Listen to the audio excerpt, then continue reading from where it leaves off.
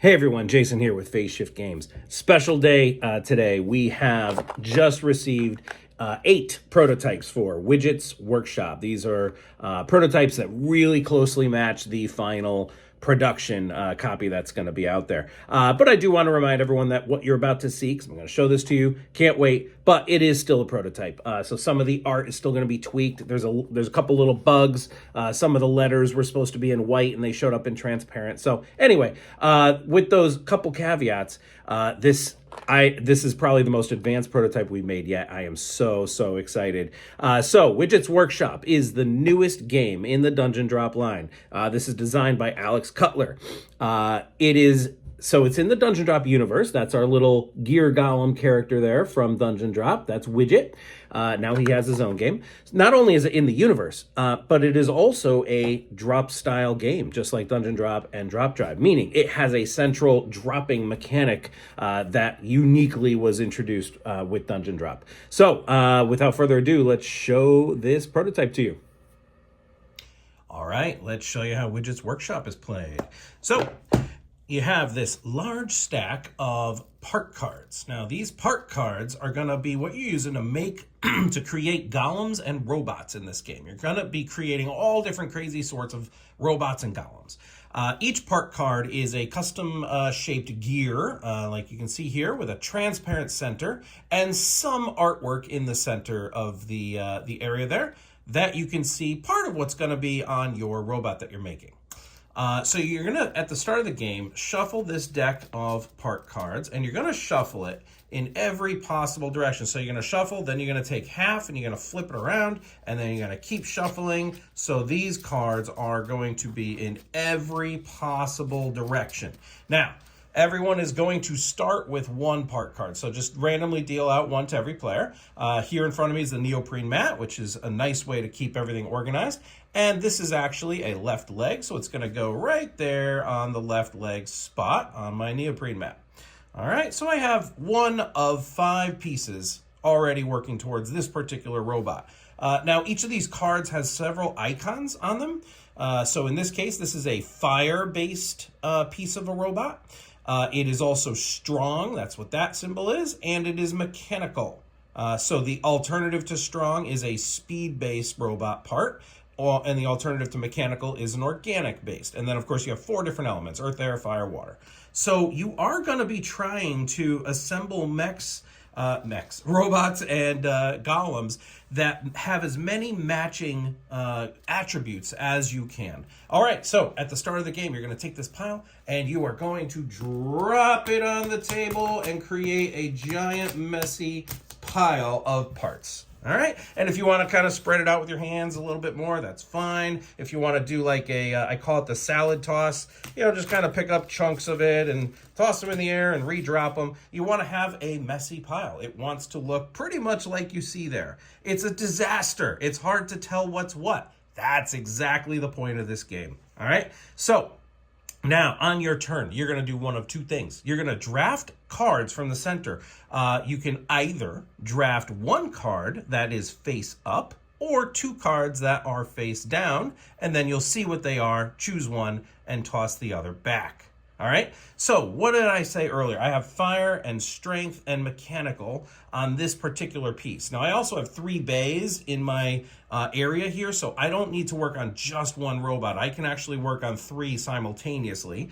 But let's see what's on the table. Do I see anything that matches like all 3 of those attributes?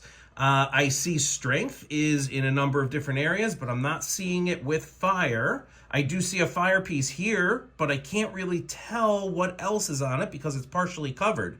Now, here's the fun of the game. You can take a chance, right? It's kind of deduction. Like maybe I'm seeing part of what's underneath. I can see part of the artwork. Maybe that's actually the piece I'm looking for, or at least close. So I'm going to draft it. Now I use 1 finger and I start yanking the card out from the pile, and as soon as it's separated, pick it up and see what I got. Now look at what I just did. I got a fire, strength, mechanical piece. This is a right arm. It goes right there. That was precisely the piece that matches the one that I already had. That's fantastic because by the end, when I have all 5 pieces, we're going to assemble this robot and we're going to see how much matches, and that's going to determine what the score is for that robot. In this case, I'm going to say robot because they're mechanical pieces. All right, so I just drafted 1 card face up. Again, I'm using 1 finger to kind of yank it away from the pile. If it nudges other cards in the process, that's fine. That's part of the game. The pile in the middle is going to be constantly changing. So now another player goes, and it comes back around to me. Now, let's say I'm not seeing any parts that really are what I want for this. So let me show you the other thing that you can do. I need a torso, I need a right leg, I need a left arm.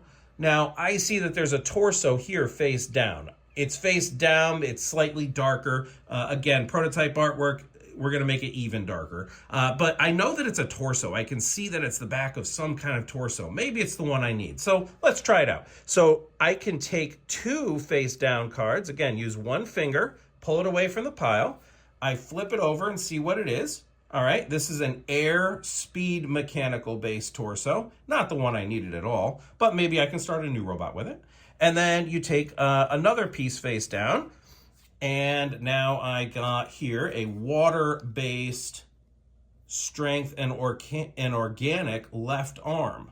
All right, so of these 2, I have to choose one, drop the other one back in the pile. All right, so this one here, let's say that I took this one, and let's say I want to put it into the same robot that I've been working on. Maybe not the best play, but I want to show you more of the game. So this is water-based, it's a left arm, it's strength, and it's organic. I can put that right in the left arm spot. I hope that's clear, by the way. You have to have those 5 exact parts. Left arm, left leg, right leg, torso. You can't change that. So I put this one in here. It matches the strength symbol. It does not really match anything else. The water doesn't match the fire, and the organic doesn't match the mechanical that I've had going on. But let's just say that I did that. Now the game continues. I'm gonna fast forward here, and let's grab a torso from somewhere. I'm gonna make a really bad robot on camera here, but that's it would be hard to. Oh no, actually, look what I just found. That's another perfect leg, so we'll take the perfect leg there. I still need a torso. Let's just grab whatever this one is.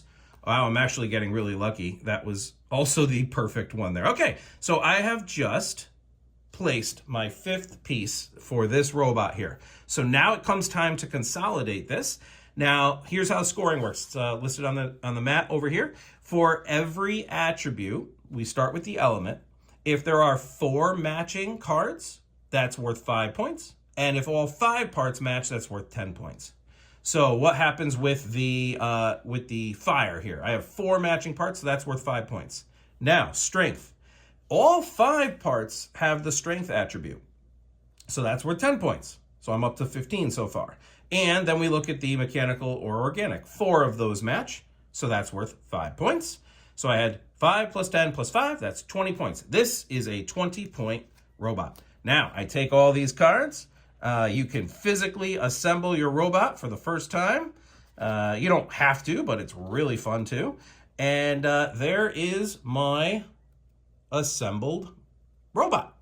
You can see all the parts come together, and unfortunately in the prototype it's hard to read the letters. Those were supposed to be solid white, but they were like partially transparent. But it actually has a unique name as well, because each of those 5 pieces is bringing a different letter to the name of the mech or robot. So in this case, it is like I said, I can okay, yeah. So the letters are harder to read in the prototype, but that first letter is an F. So this actually, it's pretty appropriate. Is Furnace currently? That is the name of this robot, Furnace. Now, what I do on my neoprene mat here. If you have the neoprene mats, it's nice and easy. You take this and put it right underneath the number 20 to indicate that that's a 20-point robot. I've already calculated it. I've already scored it. So put it there, and at the end of the game, it makes it much easier to just be like, I have a 20-point, a 15-point, and a 10-point. That is 45, 55 points, and that's my total of the game. All right, so how does the game end? When the pile is empty, or when one player has built their 3rd or 4th mech or robot, depending on the number of players in the game.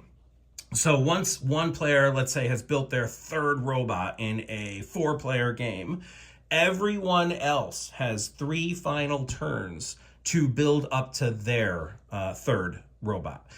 They can't build more than 3. Everyone will end with basically the same amount, and it's about how well did you assemble those mechs and those robots. So once the game ends, after everyone's taken their third and final turn, everyone should basically have the same number, and we count the total score. Now, whoever triggered the end of the game gets 5 bonus points, and that's it. There are a couple expansion modules available, add-ons. One is called Pizza Time, and this will be in the prototype that I send out to previewers. This is Boblin Bites Pizza Break. So these pizza cards would get shuffled into the pile like everything else, and if you draft one, you put the pizza card over on the right of your mat, kind of to the side of your play area, and at the end of any one of your turns, you can spend the pizza, return it to the box, so it doesn't go back in the pile, and you can take another turn. It's that simple. So essentially, it's like a Hail Mary. It's like when you are looking at the pile and you really don't see anything you want, take a pizza card, because later on, you will see something that you want, and you want to be able to take a second turn really quick. Or maybe you did the face-down draft, and you really want both of these cards. Well, you can take one now, spend the pizza, and then grab that other one. So, really fun, simple addition is the Pizza Time. And then there will be another add-on for arcane accessories. These would be things that like accessorize your robot, like mechanical claws or or booster rockets and things like that, that will add a icon, add an element to your robot to help improve your score, or give you some conversion capabilities, such as all earth can count as water, or vice versa. So really fun accessories. Again, like pizza, you would put them to the side when you first draft them, but when you then finally assemble one of these robots and put it down below, you can take one of those accessories and put it on the stack, and it will improve the score of that robot as you're scoring it. Again, really simple, really fun, because those will also be things that are transparent overlay, and you can put them on the robot and see how that really looks. There's over 1 million combinations of possible robots and names in this game, just by nature of how many permutations there are. There are 80 cards, and every single one is unique, and there is every possible combination available in the game. Anyway, that is the gist of Widget's Workshop. Hope you like what you see. It's coming to BackerKit on March 13th, so please check it out on BackerKit. We hope to see you there. Thanks so much. Bye-bye.